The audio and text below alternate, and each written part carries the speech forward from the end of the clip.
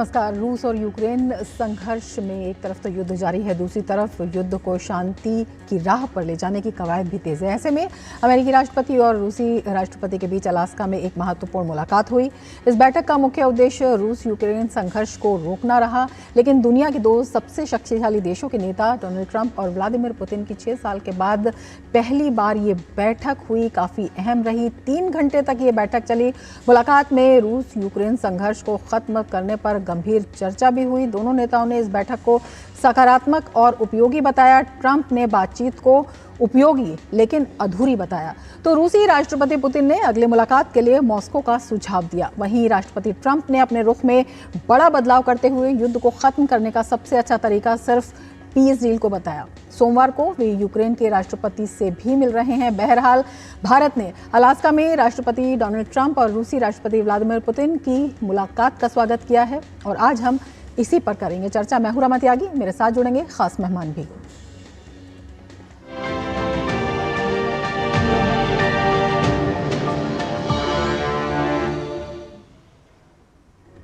चर्चा की शुरुआत करेंगे, लेकिन एक बार फिर से आपको बता देते हैं, अलास्का के एंकोरेज शहर में अमेरिका के राष्ट्रपति डोनाल्ड ट्रंप और रूस के राष्ट्रपति व्लादिमीर पुतिन के बीच हुई मुलाकात पर पूरी दुनिया की नजरें टिकी रही। कई साल बाद दोनों नेताओं ने लगभग 3 घंटे तक आमने सामने बैठकर बात की। मकसद था यूरोप के सबसे घातक संघर्ष को खत्म करना। दिखाते हैं सबसे पहले यह खास रिपोर्ट।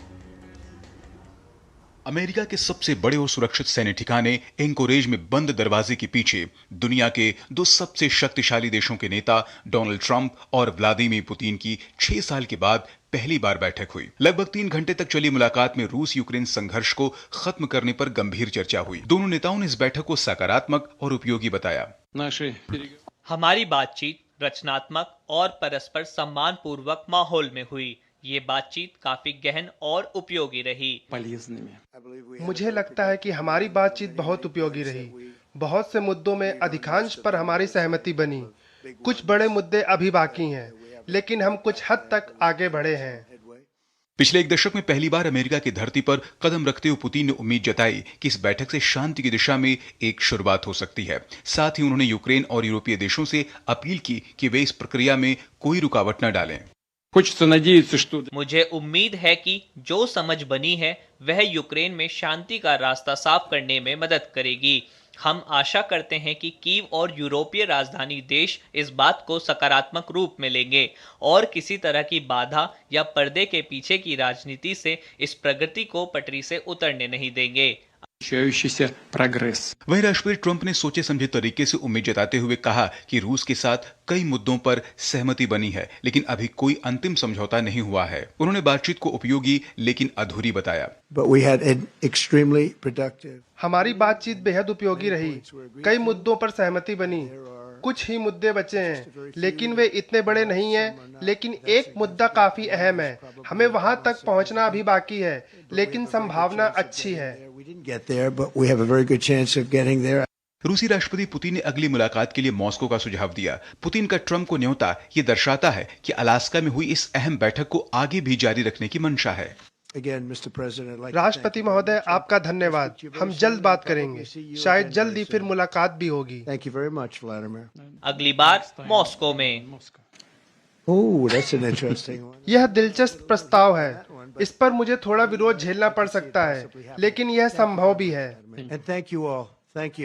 अलास्का में हुई ये मुलाकात रूस और यूक्रेन के बीच शांति की उम्मीद की छोटी किरण को दिखाता है, लेकिन जब तक संघर्ष विराम नहीं होता तब तक खतरे की स्थिति बनी रहेगी। अब पूरी दुनिया को इंतजार है कि बातचीत में हुई शांति की कोशिश को कब तक अमल में लाया जाएगा।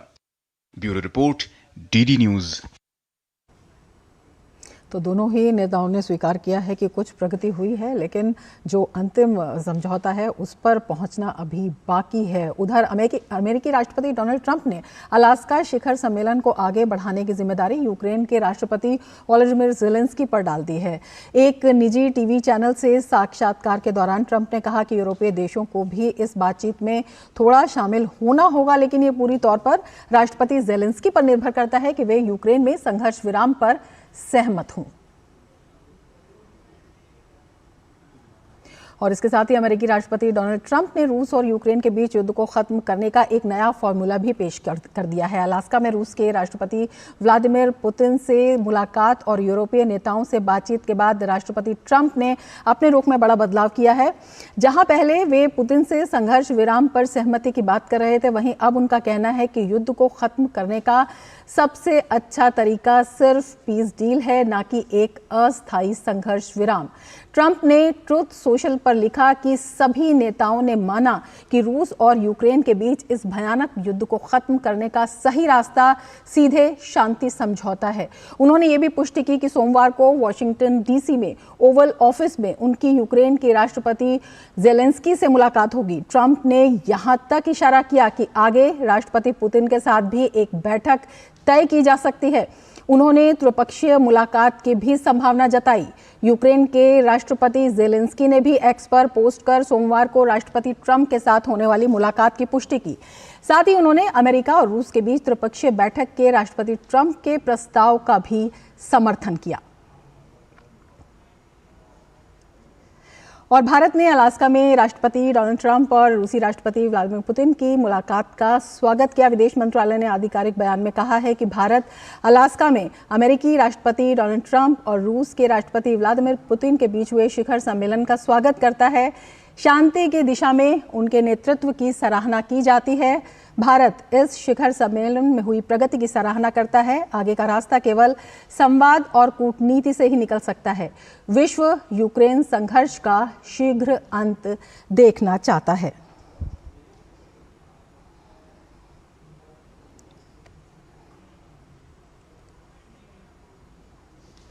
और लगातार आगे बढ़ते इस घटनाक्रम पर हम चर्चा करेंगे। हमारे साथ दो खास मेहमान जुड़ चुके हैं। अशोक सज्जनहार जी हमारे साथ जुड़े हुए हैं, फॉर्मर सीनियर डिप्लोमेट हैं। डॉक्टर राजन कुमार हमारे साथ जुड़े हुए हैं, school of international studies JNU से। और हमारे साथ हमारे वरिष्ठ सहयोगी अखिलेश सुमन भी जुड़े हुए हैं। अखिलेश, सबसे पहले आपसे समझना चाहेंगे, पूरी दुनिया की निगाहें इस पर लगी हुई थी, क्या आप समझते हैं कि निकल कर इसमें क्या आया? देखिए, इसमें निकलकर जो सबसे बड़ी बात ये हुई कि ट्रंप और पुतिन की जो बातचीत हुई, यह बातचीत बहुत ही ऐतिहासिक बातचीत है, क्योंकि पिछले 3 साल से यह संघर्ष जो है लगातार चल रहा है। और पुतिन ने जब शुरुआत की थी तो उन्होंने इसको मिलिट्री ऑपरेशन का नाम दिया था, और मिलिट्री ऑपरेशन इतना बढ़ गया कि वो दरअसल वो मिलिट्री ऑपरेशन नहीं रहा, वो युद्ध के शक्ल में बदल गया। और युद्ध की शक्ल में भी ऐसा बदला कि पूरी दुनिया 2 ध्रुवों में बट गई है, अमेरिका और यूरोप एक तरफ, और उसके बाद रूस को कई देशों की सहानुभूति मिलने लगी। तो ऐसे में डोनाल्ड ट्रंप और राष्ट्रपति पुतिन के बीच जो वार्ता हुई है, वो वार्ता कह सकते हैं कि आइस ब्रेकिंग वार्ता है, कि उन्होंने कम से कम जो बर्फ जमी हुई थी, इस बात पे कोई इनिशिएटिव लेना नहीं चाह रहा था, वो इनिशिएटिव अगर लिया है उन्होंने। और उस इनिशिएटिव में जो मैं पुतिन का बयान देख रहा हूं और ट्रंप का बयान देख रहा हूं, उन दोनों के बयानों से ये बात समझ में आती है कि वो शांति के पक्ष में है। वो कोई समझौता चाहते हैं, ऐसा समझौता जिसमें कि रूस जो सुरक्षा का डर है रूस को, कि अगर नेटो एक्टिविटी बढ़ी यूक्रेन में, जिसकी रूस को आशंका थी और जिसकी वजह से रूस ने उधर आक्रमण किया, वो आशंका भी खत्म हुआ, और उसके बाद यूक्रेन की भी सुरक्षा गारंटी दी जाए। तो इन दोनों मसलों पे विस्तार से बात हुई है पुतिन और डोनाल्ड ट्रंप के बयान से लगता है। और जब डोनाल्ड ट्रंप का यह जो बयान आया कि युद्ध विराम नहीं, अब पूरी तरह शांति समझौता होना चाहिए, अस्थायी शांति समझौता होना चाहिए, तो मुझे लगता है कि एक बड़ा पैकेज पुतिन और ट्रंप की बातचीत के बाद आया है, जिसमें कि यूरोप को भी शामिल होना होगा और जिसमें कि अमेरिका भी शामिल होना होगा। क्योंकि अंततः यह लड़ाई जो है वह दरअसल जेलेंस्की और रूस के पुतिन के बीच की नहीं है, यह लड़ाई जो है रूस और अमेरिका के बीच की है, क्योंकि अमेरिका ही सपोर्ट कर रहा था यूक्रेन को। तो इस मामले में अगर देखें तो यह एक बहुत बड़ी पहल है। खास करके अगर पुतिन की तरफ से देखें तो पुतिन ने अपने बयान में उन सारी बातों को बहुत ही विस्तार से डोनाल्ड ट्रंप को समझाया है कि किस तरह से उनकी सुरक्षा को खतरा था और किस तरह से उन्हें यह कदम उठाना पड़ा। लेकिन उन्होंने साथ साथ यह भी बताया पुतिन ने कि देखिए, हमारे रूस और अमेरिका के बीच में व्यापार की भी अपार संभावनाएं हैं। और उन्होंने इस बात पर उंगली उठाई कि पिछला जो बाइडेन प्रशासन था, बाइडेन प्रशासन को भी इस बात की ताकीद की गई थी, इस पर भी बात करेंगे, इतना नहीं बढ़ना चाहिए। बिल्कुल, इस इतना पर नहीं पड़ना चाहिए कि सर से पानी गुजर जाए। तो बिल्कुल। यह कह सकते हैं कि एक आइस ब्रेक जरूर हुआ है इस बातचीत से। जी बिल्कुल सज्जनहार जी, आपसे समझना चाहेंगे, ऐतिहासिक इस बातचीत को कहा जा रहा है, पूरी दुनिया की निगाहें थी, बर्फ पिघली जरूर है, लेकिन राष्ट्रपति ट्रंप का जो इसके बाद बयान आया कि उपयोगी है लेकिन वार्ता अधूरी है, पीस डील का अब वो समर्थन कर रहे हैं और गेंद उन्होंने कहीं ना कहीं यूक्रेन के राष्ट्रपति के पाले में डाल दी है, कैसे बताना चाहेंगे? जी बहुत धन्यवाद। महत्वपूर्ण है यकीनन, परंतु अगर इसके जो रिजल्ट देखा जाए तो उससे कुछ खास नहीं लगता है जो आगे गए हैं। जो ठीक है, दोनों नेताओं में मुलाकात हुई है, दोनों नेताओं में बातचीत हुई है, परंतु ऐसा लगता है जो इन दोनों नेताओं ने अपने दोनों बातचीत में उन्होंने ज्यादा रूस और अमेरिका के संबंधों की बात की है। जैसे अभी अखिलेश भी बता रहे थे, जो उन्होंने अपनी ट्रेड के बारे में पुतिन ने बताया, जो पिछले जब से राष्ट्रपति ट्रंप आए हैं हमारा ट्रेड 20% ऊपर हो गया है वगैरह वगैरह। ट्रेड की बहुत सारी डिजिटल उसमें वगैरह में बहुत संभावनाएं हैं, परंतु अब देखा जाए तो ट्रंप ने अपना जो रवैया था पूरी तरीके से बदल दिया है। एक तो पुतिन की तरफ, क्योंकि पुतिन को कह रहे थे जो अगर सीज फायर नहीं हुआ, मुझे मालूम चला जो राष्ट्रपति पुतिन सीज फायर के फेवर में नहीं है तो मैं एकदम कमरा छोड़कर बाहर निकल जाऊंगा, परंतु अब देख रहे हैं जो कैसी गर्मजोशी से उन्होंने उनका स्वागत भी किया और बातचीत भी की और अपना जो मत था, अपना जो रुख था, रवैया था, वो टोटली 180% उन्होंने बदल दिया। जो ठीक है, सीज फायर नहीं करेंगे परंतु हम पूरी पीस डील करेंगे। देखिए बात ऐसी है, जब इतने पेचीदे मुद्दे होते हैं तो तब आपको स्टेप बाय स्टेप अप्रोच इसको आगे लेना पड़ता है। हम डिप्लोमेसी में आप देखिए, हमेशा इतनी बड़ी जो पहल होती है उसके लिए बहुत काम करना पड़ता है, तो इसीलिए यही कहा गया था पहले सीज फायर डील किया जाए। अब जहां तक दिक्कत है इसमें कुछ भी समाधान निकालने की, तो इसीलिए इसमें ये नहीं है जो राष्ट्रपति ज़ेलेंस्की को, मेरे विचार से जो राष्ट्रपति ज़ेलेंस्की को इसमें मानना पड़ेगा। राष्ट्रपति ज़ेलेंस्की तो उनके यहाँ तो बमबारी हो रही है, उनके यहाँ तो लोग मारे जा रहे हैं, ज्यादा नुकसान तो उन्हीं को हो रहा है, तो इसीलिए वो तो बहुत पहले से कह रहे हैं जो आप सीज फायर करिए, आप इसको युद्ध को रोकिए। परंतु अब राष्ट्रपति पुतिन की इतनी सारी डिमांड्स हैं, जो आप वहां पर नेटो के ट्रूप्स नहीं स्टेशन करेंगे, जो वेपनरी इक्विपमेंट है वो आप हमसे पूछकर वहां पर देंगे, जो वहां पर मिलिट्री है उसका जो साइज है बहुत कम होना चाहिए, नेटो की मेंबरशिप नहीं होनी चाहिए वगैरह वगैरह। तो मतलब जो भी वहां का सिक्योरिटी अम्ब्रेला है वो रूस के अधिकार के अंडर होना चाहिए। तो इसीलिए मैं समझता हूं आगे चलते हुए अब उन्होंने, राष्ट्रपति ट्रंप तो बात कर रहे हैं इसकी रूस और यूक्रेन के युद्ध की, फिर कहते हैं ये सब तो राष्ट्रपति ज़ेलेंस्की को इसके बारे में सोचना पड़ेगा, यूरोप को इसके बारे में सोचना पड़ेगा। तो मेरे विचार से मुलाकात हुई है, बड़ी अच्छी हुई है। इससे मैं समझता हूं पूरे विश्व में राष्ट्रपति पुतिन का कद और कहीं ज्यादा बड़ा है, उनको एकोमोडेट किया गया है, उनको लेजिटिमाइज किया गया है।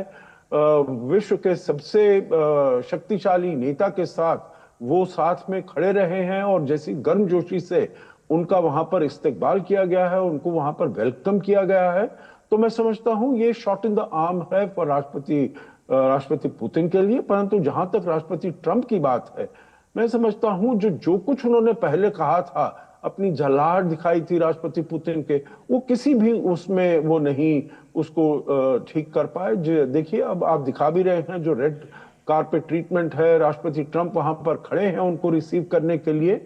तो मैं समझता हूं उसमें अब आगे क्या होगा, कोई रोड मैप नहीं दिया है, ना सीजफायर है ना रोड मैप है, तो आगे देखना होगा जो अब ये बातचीत कैसे चलती है। बिल्कुल डॉक्टर राजन, आपसे हम समझना चाहेंगे, जिस तरह से दोनों देशों के नेताओं की बातचीत, बॉडी लैंग्वेज और तमाम जो दृश्य भी हम देख रहे हैं वो दिखाई दिए हैं, रेड कारपेट, उसके बाद जो है पड़ोसी कह के संबोधित करना, और कहीं ना कहीं यूक्रेन तनाव के बीच में भी बता रहे हैं कि रूस और जो अमेरिका का व्यापार है वो 20% तक बढ़ा है। 158 साल पुराने संबंधों की भी बहाली की बात कहीं ना कहीं पुतिन करते हुए नजर आए। किस तरह से देखते हैं, क्या कुछ इसका असर भी देखते हैं? रमा जी नमस्कार। देखिए इसमें कुछ तो पॉजिटिव बातें हुई हैं। पॉजिटिव बातें यह हुई हैं कि मतलब अभी जो एक तो बात की शुरुआत हुई है, एक बेबी स्टेप है, लेकिन जो नहीं हो पाया वो है सीज फायर, जिसकी बात हमारे सजनहार साहब भी कर रहे थे कि उम्मीद यह थी कि कुछ ना कुछ इससे बात निकलेगी। चूंकि दो अगर इतने बड़े लीडर्स मिल रहे हो तो उम्मीद जताई जा रही थी कि शायद सीज फायर की स्थिति बने। लेकिन आपने देखा कि जो सबसे इम्पोर्टेंट जो एक्सपेक्टेशन अमेरिका का था और खासकर ट्रंप का था, ट्रंप को लग रहा था कि शायद वो मिलेंगे तो पुतिन इस बात से मान जाएंगे कि युद्ध विराम की स्थिति पैदा हो सकती है। लेकिन इस पे कोई भी ना तो उन्होंने स्टेटमेंट दिया है और ना ही बाद में जो ट्वीट्स, जैसा कि ट्रंप की आदत है कि वो बाद में ट्वीट करके समझाते हैं, बताते हैं इत्यादि, तो वैसा नहीं हुआ है। तो अमेरिका के हिसाब से जो व्हाइट हाउस के पर्सपेक्टिव से देखें तो जो अचीवमेंट दिखाया जा सकता है उसको अमेरिका अभी नहीं दिखा सकता है।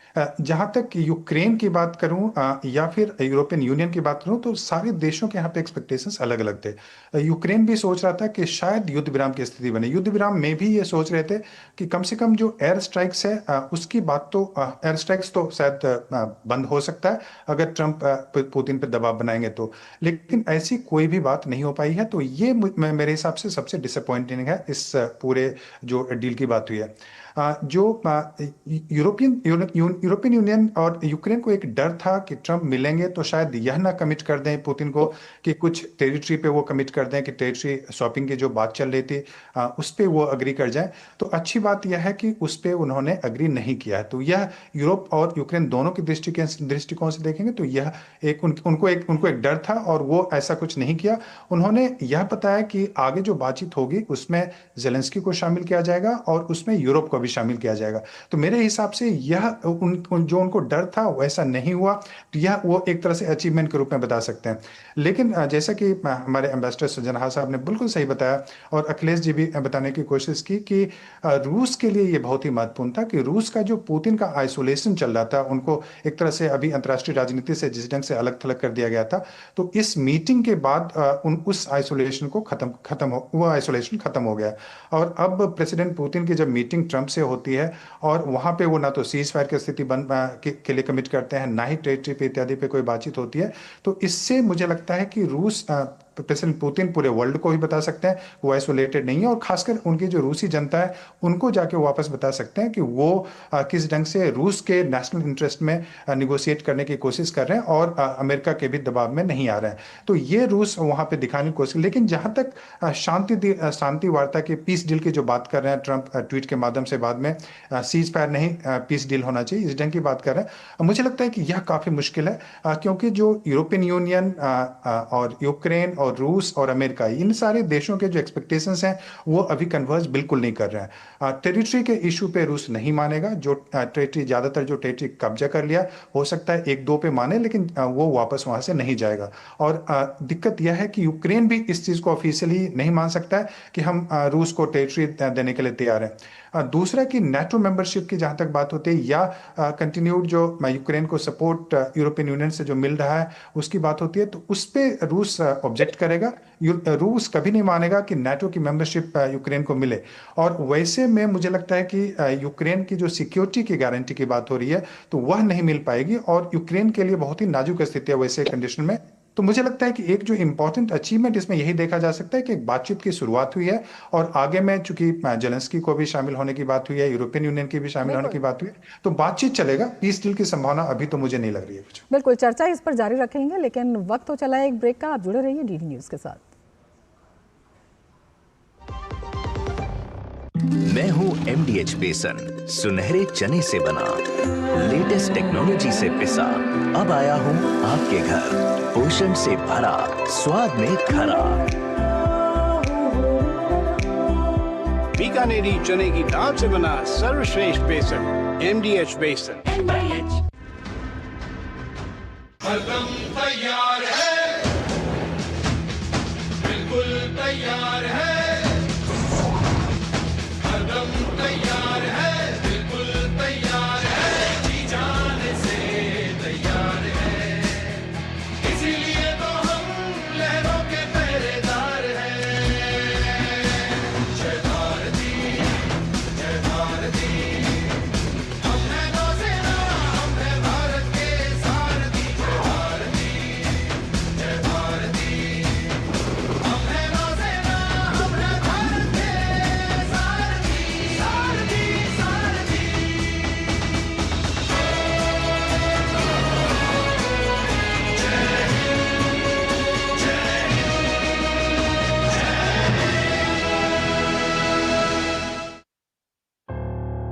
पार्सल मेरा नहीं है सर। पुलिस वाले को झूठ बोलता है? अब तुझे पुलिस स्टेशन भी आना पड़ेगा और उसके बाद जेल। मैं एक स्कैमर हूँ, आज मैं पुलिस वाला बना और ये है मेरा शिकार। मैंने फोन करके कड़क आवाज में सिर्फ इतना कहा कि आपके बेटे के पार्सल में ड्रग्स मिली है। बस इतने में ही डर गए और इनको कर लिया डिजिटल अरेस्ट। सर ऐसा मत करिए प्लीज सर। या तो जेल जाओ या पैसे दो। अच्छा है ना आइडिया और सेटअप? आइडिया बुरा भी है और पुराना भी। अब इंडिया जानता है कि स्कैम कॉल्स में कभी ड्रग्स, कभी किडनैपिंग की झूठी कहानियां बनाकर पैसे लूटते हो। स्कैमर्स के घिसे पिटे तरीकों को मत दो attention. India stop, think then take action. Time पे खा लेना और प्लीज बाइक धीरे चलाना जी। और ये तुम्हारी सेफ्टी के लिए। अरे एक बात तो रह गई। LIC ये हमारी सेफ्टी के लिए। दिल की सुनो, LIC चुनो। LIC हर पल आपके साथ। दीदी नौकरी लग गई। अरे वाह, बधाई हो। तो अब तो ढेर सारी शॉपिंग। हाँ दी, नया मोबाइल। अरे रुको शहजादे, सैलरी से पहले खर्चे। इंस्टेंट लोन भी तो मिलता है। पहले बजट बनाना सीखो, फिर खर्च करो। पर दी देखो, कमाई का एक हिस्सा हमेशा बचाना चाहिए, लेकिन पार्टी देने से नहीं बचोगे तुम। हाँ दी, पार्टी मेरी, बजट तुम्हारा। अच्छा। RBI कहता है सही वित्तीय बर्ताव करे आपका बचाव। ब्रेक के बाद फिर से आपका स्वागत है और हमारे खास मेहमान हमारे साथ जुड़े हुए हैं। अखिलेश, आपसे समझना चाहेंगे, ये पुष्टि हो गई है कि सोमवार को अब राष्ट्रपति ट्रंप जेलेंस्की से बातचीत करेंगे। हालांकि जो जेलेंस्की हैं वो चाह रहे हैं कि जो यूरोपियन यूनियन के देश हैं वो भी उनके साथ रहे, उन्हें भी लिया जाए। अपनी अपनी चिंताएं जो हैं वो हर पक्ष की हैं। क्या इसमें आगे निकलता हुआ नजर आता है? देखिए, कुछ तो बात हुई है डोनाल्ड ट्रंप और राष्ट्रपति पुतिन के बीच में, इसलिए कि पुतिन का अगर बयान आप देखेंगे तो पुतिन ने अपने बयान में कहा है कि जो हमारे बीच में सहमति बनी है, मतलब ट्रंप और पुतिन के बीच में जो सहमति बनी है, वो सहमति पर यूरोपीय देशों को या नेटो को कोई अड़ंगा नहीं डालना चाहिए, उन लोगों को इसमें अपना लॉबिंग नहीं करनी चाहिए। तो मतलब है कि कुछ ऐसी बातें डोनाल्ड ट्रंप और पुतिन के बीच में हुई है। एक फार्मूला, कुछ ना कुछ मोटा मोटी फार्मूला एक बना है। और मुझे लगता है कि जेलेंस्की से जब बात करेंगे सोमवार को डोनाल्ड ट्रंप, तो उसमें उस फार्मूले को रखेंगे प्रस्ताव के रूप में।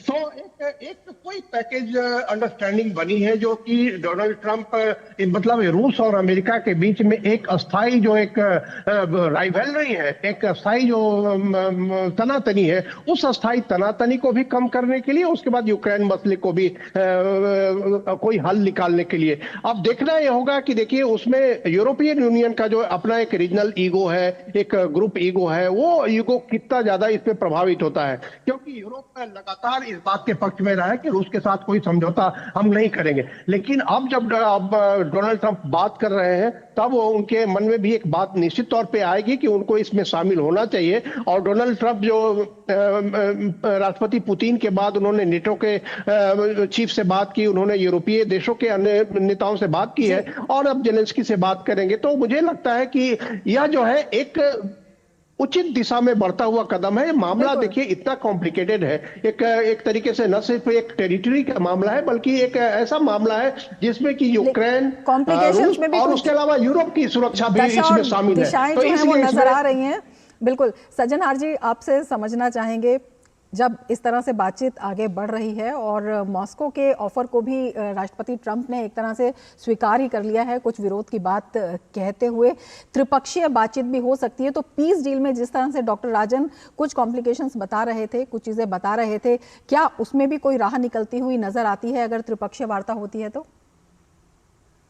देखिए, जो प्रोफेसर राजन ने कहा और जो अखिलेश ने कहा, बिल्कुल मेरे ख्याल से साथ मिलती हुई चीजें हैं। मैं जो अखिलेश जी ने कहा आखिर में, जो ये केवल यूक्रेन की सुरक्षा का मामला नहीं है, ये यूरोप की सुरक्षा का मामला भी है।